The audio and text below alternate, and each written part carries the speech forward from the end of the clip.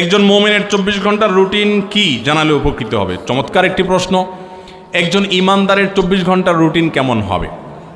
ইমানদার ভোরে ফজরের ওয়াক্ত হলে, আজান হলে ঘুম থেকে উঠে ওযু করে সুন্দর করে, পুরুষ হলে জামাতের সাথে গিয়ে, মহিলা হলে বাসায় নামাজ পড়বেন খুব ধীরস্থিরতার সাথে, সুন্দর সাথে। এরপরে ফজর নামাজের পর তিনি সকাল সন্ধ্যার দোয়াগুলো ফজর নামাজের পর অথবা আগে সময় থাকলে আগে সকালের দোয়াগুলো, সকাল সন্ধ্যার দোয়াগুলো পাঠ করবেন।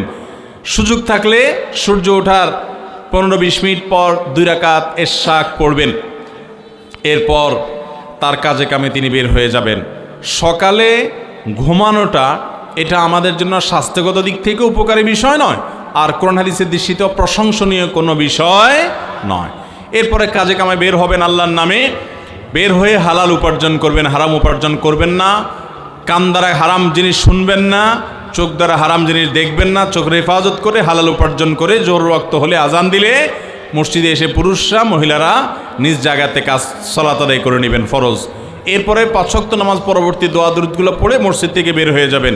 আল্লাহ বলেছেন ওয়াইদা ফাইদা কুদিয়াতিস সালাহ ফান্তাশিরু ফিল আরদ, নামাজ শেষ হয়ে গেছে, জমিনে বাইর পড়ো। ওয়াবতাগু মিন ফাদলিল্লাহ, আল্লাহর করুণা তালাশ করো। এরপরে যে আপনি আবার জোহর পর্যন্ত প্রয়োজন হলে উপার্জন করবেন, প্রয়োজন না থাকলে বাসায় ফিরে আসবেন। এবং দুপুরে কায়রুলা করা সুন্নাহ, সেই কায়রুলা আপনি শেষ করলেন, জোহর পড়লেন, এরপরে আপনি দুপুরের পর আবার কাজ কাম করলেন, আবার আসর ওয়াক্ত আদায় করলেন। আসর টু মাগরিব সকাল সন্ধ্যার দোয়াগুলো পড়েন, না হলে মাগরিব পরে পড়েন। মাগরিবের সালাত পড়ে এশার আগে আগে খেয়ে ফেলেন। এটা একটা গুরুত্বপূর্ণ ব্যাপার। খানা, রাতের খানা কখন খাওয়া উত্তম? এশার আগে আগে। কিন্তু এশারের আগে খানা আমরা খাওয়ার কথা কল্পনাও করি না। এশারের আগে খানা খাওয়াটা স্বাস্থ্যের জন্য উপকারী। কেন জানেন? কারণ আপনি খানা খেয়ে ফেলছেন, এরপরে আপনি এশার নামাজ পড়বেন, আপনার এক্সারসাইজ হয়ে যাবে, এগুলো ডাইজেস্ট হয়ে যাবে। এরপর আপনি বিছানায় চলে যাবেন, আপনার জন্য স্বাস্থ্যগত দিক থেকে উপকার হবে। আমরা কি করি? এশার নামাজ পড়ে যেয়ে ভূতের মতো টেলিভিশনের সামনে রিমোট নিয়ে বসি, আধা ঘন্টা, 1 ঘন্টা, 2 ঘন্টা টক শো, মিষ্টি শো, নাটক, সিনেমা, আউল ফাউল এসব করিডোরে।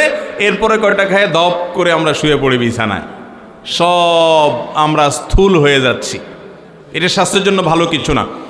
আর এশার আগে কথাবার্তা, খাওয়া দাওয়া সব শেষ করে এশার পরে দ্রুত শুয়ে পড়া, এই জিনিসটা তো সমাজ থেকে একেবারে হারিয়ে গেছে।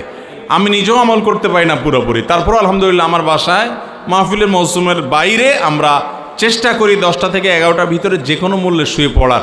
আমাদের সমাজে আজকাল 12টা 1টা না বাজলে আমাদের ঘুম হয় না। রাত দেরি করে শোয়া এটা ফজর নামাজ পড়ার জন্য সহায়ক না বাধা? অতএব ফজর নামাজ পড়তে হলে রাতে তাড়াতাড়ি শুইতে হবে। এছাড়া আমরা জানি এখন সায়েন্টিফিকলি এটা প্রমাণিত, রাতের প্রথম অংশ 10টা থেকে 2টা পর্যন্ত এই টাইমের ঘুমটা মানুষের স্বাস্থ্যের জন্য অনেক ভালো। এতে মানুষের ইমিউন সিস্টেমটা অনেক স্ট্রং হয়, রোগ প্রতিরোধ ক্ষমতা বৃদ্ধি পায়। করোনা যখন আসছে কত কিছু যে আমরা শিখছি, কিন্তু এটা শিখি নেই যে এই সুন্নাত নবী সাল্লাল্লাহু আলাইহি ওয়াসাল্লাম বহু আগে শিখিয়ে দিয়ে গেছেন। অতএব আমরা এই সুন্নাত সম্মত লাইফস্টাইল গড়ে তুলব তো ইনশাআল্লাহ। আল্লাহ তাআলা আমাদেরকে তৌফিক দান করুন। অনেক বেশি আমল করতে পারেন না, অসুবিধা নেই ভাই। ঈমান বিশ্বাসটা ঠিক আছে, 5 ওয়াক্ত ফরজ নামাজ পড়েন, হালাল উপার্জন করেন, গালমন্দ দেওয়া, কাউকে অধিকার নষ্ট করা এগুলা করবেন না। আপনার আখলাকটা ঠিক রাখবেন, ইনশাআল্লাহ জান্নাতের পথ সুগম হবে। আল্লাহ আমাদের সবাইকে তৌফিক দান করুন।